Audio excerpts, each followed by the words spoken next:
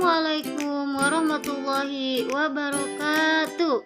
Bagaimana kabarnya anak-anak hari ini? Semoga kalian sehat selalu dan dalam lindungan Allah Subhanahu wa taala dan tetap semangat mengikuti pembelajaran hari ini.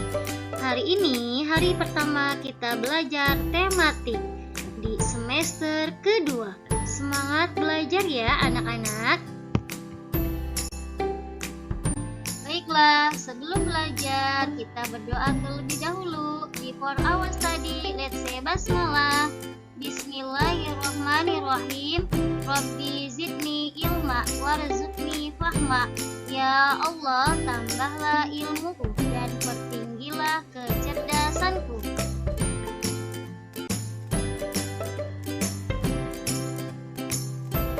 Anak-anak, di semester 2 ini kita akan belajar tematik buku 5F ya. Jadi kita di semester 2 akan memulai bukunya di tema 5F, yaitu tentang panas dan perpindahannya. Hari ini hari Selasa 11 Januari 2021.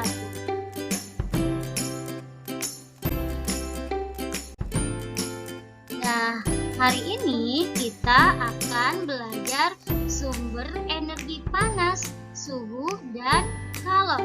Simak materinya baik-baik ya.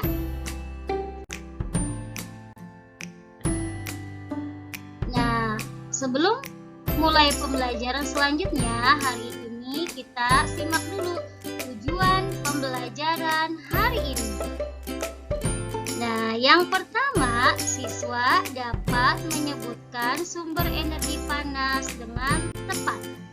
Yang kedua, siswa mengetahui manfaat-manfaat energi panas dari beberapa sumber energi panas.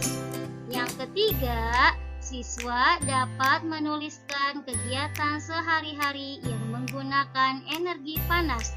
Dan yang keempat, siswa dapat menjelaskan perbedaan suhu dan kalor.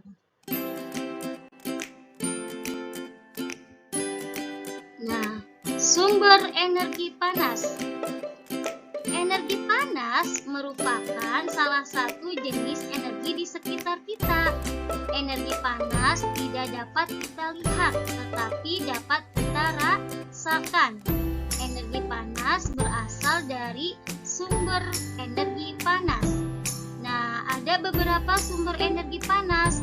Contohnya antara lain ada matahari, ada api, listrik, gesekan, dan panas bumi. Nah, hal ini kita akan belajar beberapa sumber energi panas.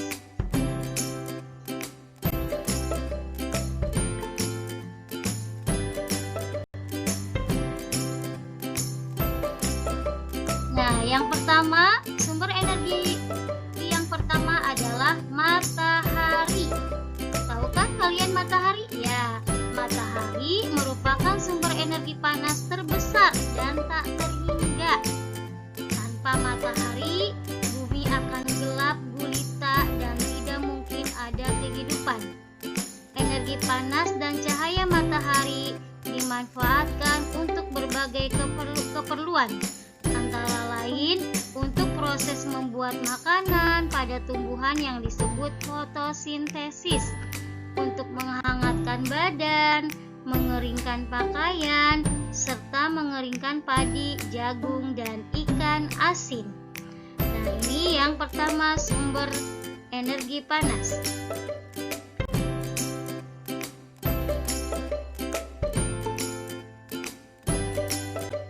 Selanjutnya yang kedua yaitu api. Api adalah cahaya panas yang dikeluarkan bila sesuatu terbakar. Api dapat berasal dari kompor. Cobalah kamu dekatkan kedua tanganmu ke kompor yang menyala. Kamu akan merasakan panas. Api yang berasal dari kompor digunakan untuk memasak. Api tersebut dapat berasal dari bahan bakar minyak tanah, batu bara, atau gas LPG. Nah, ini sumber energi panas yang kedua. Selanjutnya,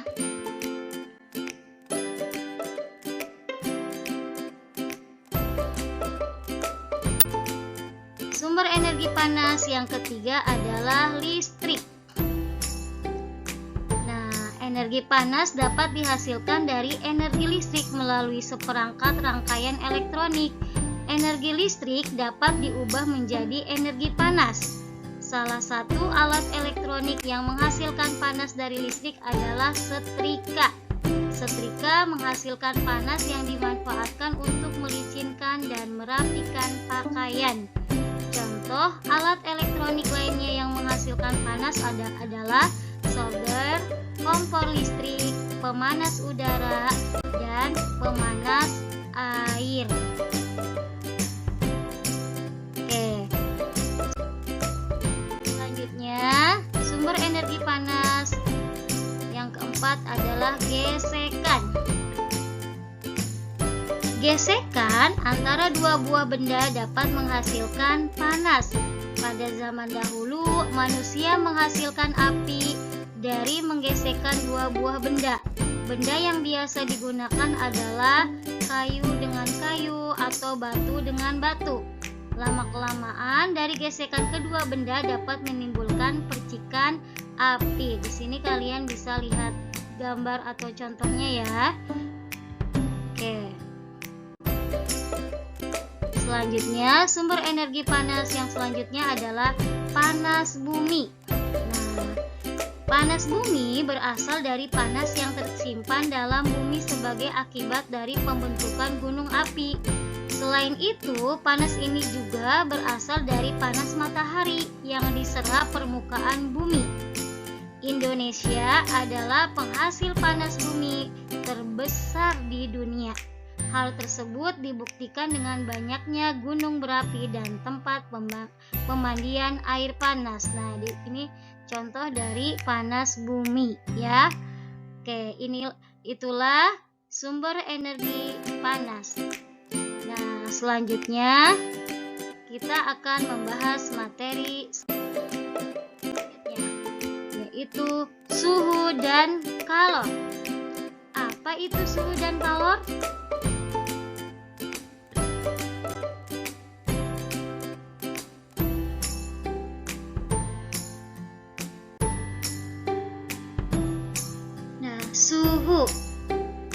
Suhu adalah tingkat atau derajat panas suatu benda. Benda yang panas memiliki suhu yang tinggi dan benda yang dingin memiliki suhu yang rendah. Alat yang digunakan untuk mengukur suhu disebut termometer. Nah, penemunya adalah Galileo Galilei, seorang ilmuwan dari Italia pada tahun 1592. Satuan untuk suhu yaitu ada Celsius, Kelvin, Fahrenheit, dan Reaumur. Nah, di sini ada contoh alat pengukur suhu yaitu termometer. Nah, ini disebut termometer digital. Sebenarnya masih banyak termometer lainnya, yaitu ada termometer air raksa dan termometer alkohol.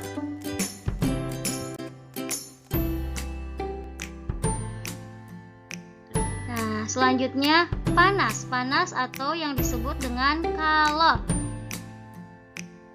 Panas atau kalor adalah salah satu jenis energi yang dapat dipindahkan dari suatu benda ke benda lain karena perbedaan suhu.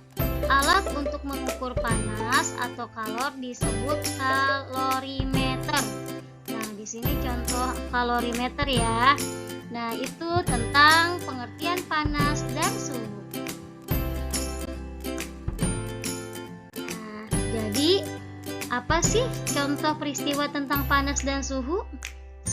Contohnya saat kita berada di dekat api unggun, badan kita terasa hangat karena adanya perpindahan panas dari api unggun ke tubuh kita secara radiasi. Panas dari api unggun menyebabkan suhu tubuh kita naik. Nah, ini contoh peristiwa tentang panas dan suhu. sebenarnya masih banyak ya contoh-contoh yang lainnya. Oke, sampai di sini paham ya untuk materinya. Nah, setelah itu kalian bisa kerjakan latihan soal. Ya, kerjakan latihan soal di buku tema 5F. Yang pertama di halaman 5, yaitu bagian A dan bagian B. Nah, setelah itu di halaman 7 dan 14. Ayo mencari tahu yang halaman 7 yang ayo mencari tahu dan halaman 14 bagian A dan B. Oke, semangat ya mengerjakan latihan soal. Nah, kirim jawaban kalian ke Edmodo ya. Semangat mengerjakan.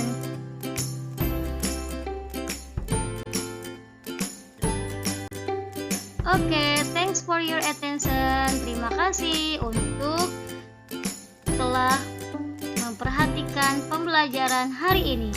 Marilah kita mau tutup dengan membaca hamdalah. Let's say hamdalah. Alhamdulillahirabbil alamin. Praise be Allah, the Lord of the world. Segala puji bagi Allah, Tuhan semesta alam.